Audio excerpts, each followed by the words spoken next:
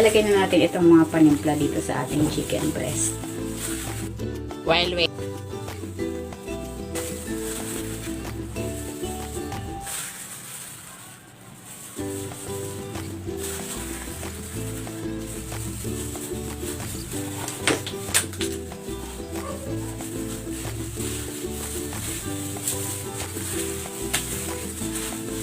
I-marinate natin ito for at least. Maglalagay ako ng konting cooking oil.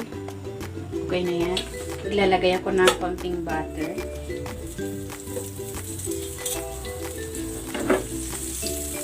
Salang na natin itong chicken.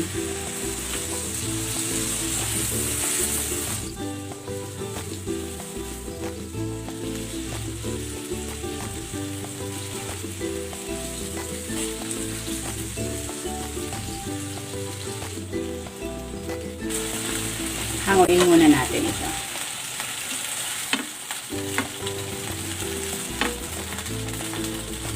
Magigisa na tayo ng bawang.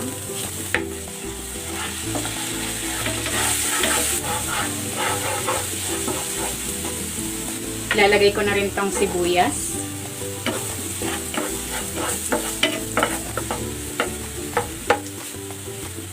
At maglalagay ako ng tubig.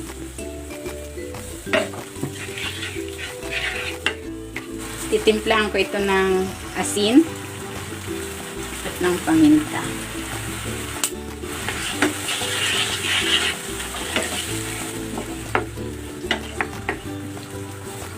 At ilalagay ko na itong isang budget pack ng Nestle cream. Ito ay 125 ml.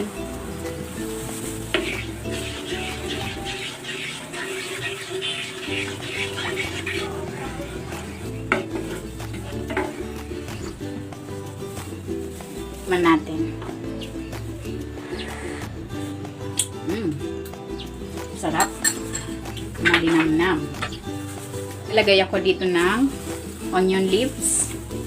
Kung meron kayong parsley, mas maganda kung parsley ang inyong ilalagay.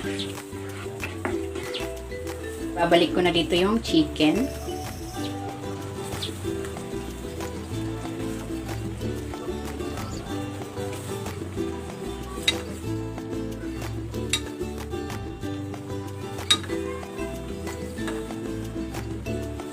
Ito na, ready na itong ating chicken and creamy garlic sauce. Hanguin na natin.